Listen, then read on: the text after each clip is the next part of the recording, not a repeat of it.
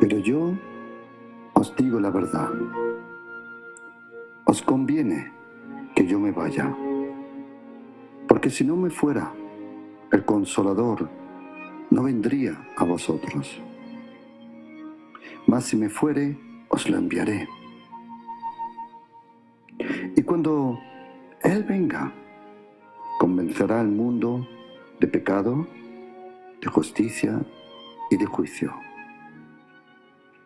De pecado por cuanto no creen en mí, de justicia por cuanto voy al Padre y no me veréis más, y de juicio por cuanto el príncipe de este mundo ha sido ya juzgado. Aún tengo muchas cosas que deciros, pero ahora no la podéis sobrellevar. Pero cuando venga el Espíritu de verdad, Él os guiará a toda la verdad.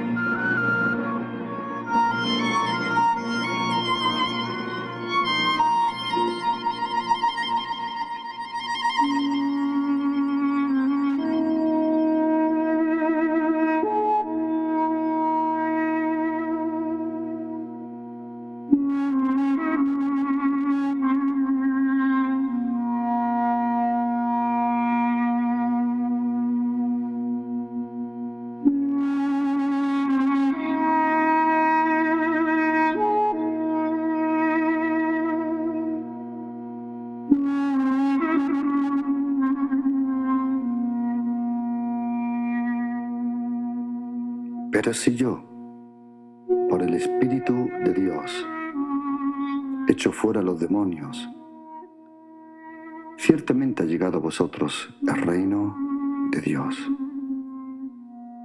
Porque, ¿cómo puede alguno entrar en la casa del hombre fuerte y sacar sus bienes si primero no le ata? Y entonces podrá saquear su casa. El que no es conmigo, contra mí es. Y el que conmigo no recoge, desparrama. Por tanto digo, todo pecado y blasfemia será perdonado a los hombres, mas la blasfemia contra el Espíritu no le será perdonada. A cualquiera que dijere alguna cosa, alguna palabra, contra el Hijo del Hombre, le será perdonado. Pero al que hable contra el Espíritu Santo, no le será perdonado ni en este siglo ni en el venidero. O haced el árbol bueno y su fruto es bueno, o haced el árbol malo y su fruto malo, porque por el fruto se conoce el árbol.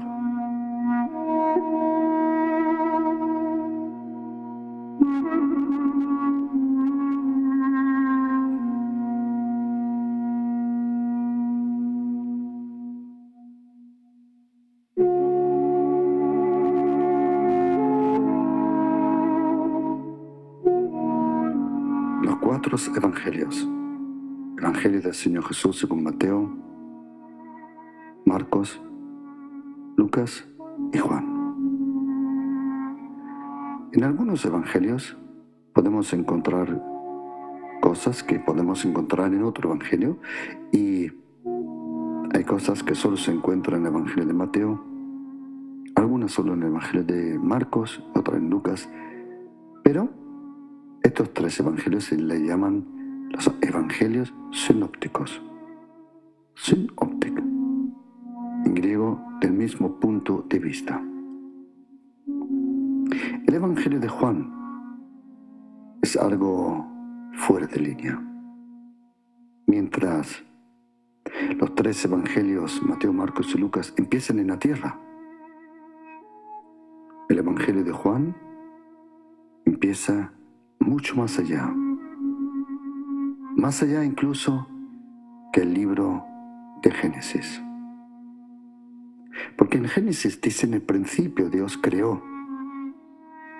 Pero hay unos cuantos versículos en el Evangelio de Juan que nos describen los versículos antes de la creación. Juan dice: en el principio era el Verbo. El Verbo era con Dios. Y el Verbo era Dios.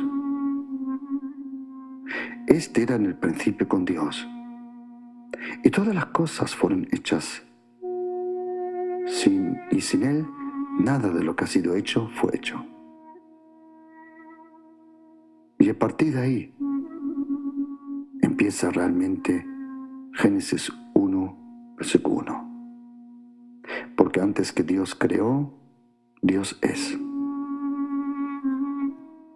Y en el principio podemos leer, como dice la Biblia, el Espíritu de Dios estaba sobre la faz de las aguas, se movía. El Espíritu Santo, el Espíritu de Dios, se movía sobre la faz de las aguas. Es interesante que en ese momento no existían las aguas como nosotros las conocemos. Porque fue luego, en versículo 7 dice: hizo Dios la expansión y separó las aguas. Él separó las aguas. Antes que fuese creado la luz, ya era la luz en Jesucristo. Y antes que las aguas fueran separadas, ya el Espíritu de Dios estaba sobre las aguas. La persona del Espíritu Santo es tan importante para el Señor, que en la última noche, antes que Él fuera tomado preso y crucificado por nuestros pecados, en aquella noche, en Juan capítulo 14, versículo 16, Juan 14, versículo 26, Juan 15, versículo 26 y en Juan 16, versículo 7 al 15, el Señor Jesucristo en un cuarto de hora de discurso nos revela más sobre el Espíritu Santo que en 6.000, 7.000, 8.000 años anterior. La razón es fácil. Tú no puedes hablar de alguien que no conoces. Pero Jesucristo, dice la Biblia, Él fue nacido por el Espíritu. Él estuvo en su preexistencia con el Espíritu. Él fue bautizado con el Espíritu. Él fue guiado por el Espíritu al desierto. Y como hemos leído en Mateo capítulo 12, versículo 28, Él echaba a los demonios fuera por el Espíritu Santo. La razón porque los demonios salían por el Espíritu Santo es porque ellos son espíritu. Y el Espíritu Santo como Dios y persona. El Espíritu Santo como persona, Él echaba fuera a los demonios. El Espíritu Santo es una persona. Porque tú no puedes blasfemar un árbol, o un concepto, o una filosofía. Blasfemos en griego es algo que solo puedes hacer contra una persona. Y en la carta de los Hechos podemos leer cómo el Espíritu Santo habló. El Espíritu Santo, Él es una persona. Pero honestamente, decir que Él es una persona no toca el fondo realmente, porque Él es más una persona que tú y yo lo somos. El Espíritu Santo no es que nosotros aceptamos su personalidad. Él ya era persona antes que nosotros existiéramos. El Espíritu Santo es tan importante que Jesucristo, antes de irse, dijo: os conviene que yo me vaya. Porque si no me fuera el Paracletos, Él no puede venir a vosotros. El Espíritu Santo es atraído por el cuerpo de Jesucristo. El Espíritu Santo, como dice la palabra de Dios, el Ruach HaKodesh. Ese término, Espíritu Santo. Así, en esa constelación, este nombre lo encontramos solo 2 veces en el Antiguo Testamento. En Salmo 51, versículo 11, y en Isaías 63, 10. Todas las otras veces, la Biblia le llama Ruach HaKodesh, el Espíritu de la santidad de Dios. El Espíritu Santo. Más, es imposible ser cristiano sin el Espíritu Santo. Es imposible ser un pez sin el agua. ¿Por qué? No estoy hablando de los dones. Algunos cristianos rechazan la persona del Espíritu porque se temen los dones. Y quiero decirte una cosa, no confundas los dones con la persona del Espíritu Santo. El Espíritu Santo, como el Señor Jesucristo le llama, el Paracletos. El Paracletos. Dice el Señor: y yo rogaré al Padre, y os dará otro consolador. Y querido oyente, lo que hace la diferencia en nuestra vida, la diferencia entre el cielo y la tierra, entre el cielo y el infierno, entre la vida y la muerte, es la presencia del Espíritu Santo. Es tan importante que la Biblia dice en segunda carta de Corintios 13, versículo 14, dice: y la comunión del Espíritu esté con vosotros. El Espíritu Santo es tan importante que el Señor en Mateo capítulo 12, Marcos capítulo 3 y en Lucas capítulo 11, Él nos dice y nos advierte de pecar contra el Espíritu Santo. El pecado contra el Espíritu Santo. ¿Qué significa pecar contra el Espíritu Santo? El pecar contra el Espíritu Santo no es un pecado individual de lo que tú haces. El pecado contra el Espíritu Santo es primero interpretar la obra del Espíritu Santo, decir que es obra del diablo. Siempre que tú digas y tú juzgues sobre una obra y digas que es del diablo, que es del Espíritu Santo, quiero decirte que tengas mucho cuidado. El primer pecado contra el Espíritu Santo es interpretar su obra, decir que es algo diabólico. Segundo,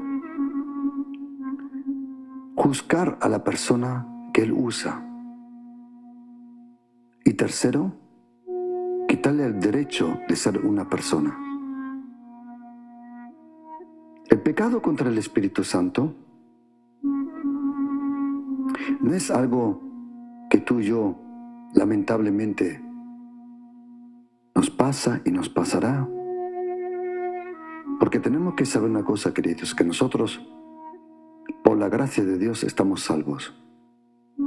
Nadie de nosotros ha sido tan bueno que se ha ganado la salvación. Imposible. Ha sido la gracia, el favor, el cariño, la paciencia, la misericordia de Dios el Padre. Que Él nos perdonó. Él nos perdonó. Él nos perdonó porque hubo un hombre que pagó por todos nosotros. Cuando Jesucristo fue crucificado, Él tomó nuestro lugar. Él tomó nuestro lugar. La Biblia, en el profeta Isaías, capítulo 53, 700 años antes de nacer Jesucristo, ya dijo que todo el pecado y toda la ira Dios la iba a derramar sobre su ungido, su siervo. Jesucristo murió por nuestros pecados. Él recibió el castigo para que nosotros recibiésemos la paz. Él murió para que nosotros podamos vivir. Él resucitó para llevarnos a la presencia del amoroso, fantástico Padre que está en los cielos. Nosotros cristianos creemos en Dios el Padre, Elohim, Elohim Adonai, en el Padre. Y nosotros creemos en el Hijo. Incluso dice el apóstol Juan, el que no tiene al Hijo no tiene al Padre. Todo aquel que dice yo creo en Dios, pero no quiere saber nada de su Hijo, no tiene la vida. El apóstol Juan, ya con edad avanzada, él nos lo comenta cuando dice en primera carta de Juan, capítulo 5, dice, el que tiene al Hijo tiene la vida, y el que no tiene al Hijo de Dios no tiene la vida. Dios el Padre no acepta, porque no le es posible a ningún santo, a ninguna virgen o cualquier otra cosa que sea el que nos lleva a la presencia del Señor. Todas las oraciones tienen que ir a través del Hijo, en el nombre del Hijo, hacia el Padre. Dios el Padre no tiene otro intermediador, solo uno. Solo una persona es la que mueve el corazón del Padre en el cielo. Es el hombre Jesucristo. Solo uno.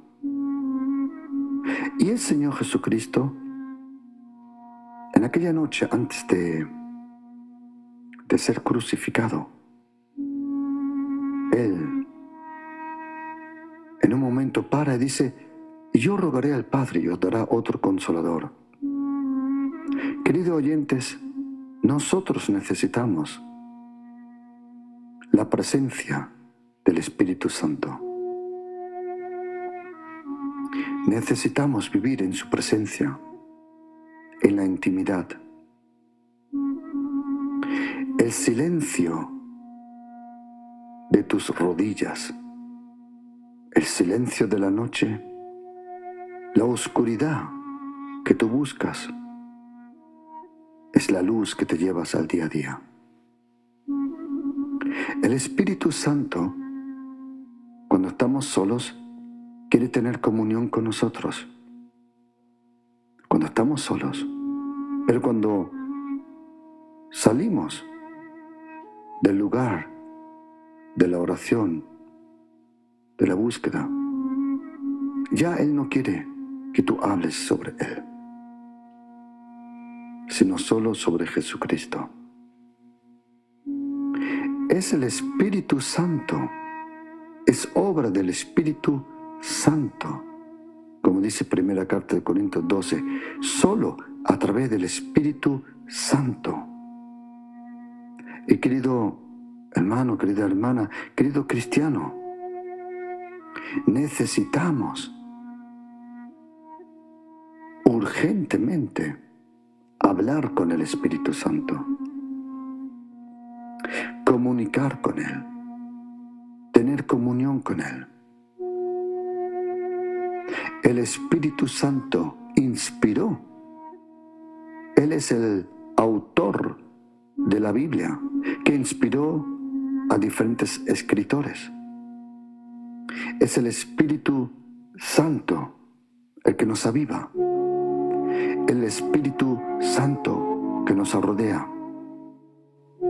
Y como ya dijo el profeta Zacarías, no es por ejército. Y no significa que Dios no tiene ejército. Él tiene, como dijo Jesucristo, ¿o no crees que yo le podía pedir a mi Padre 12 legiones de ángeles?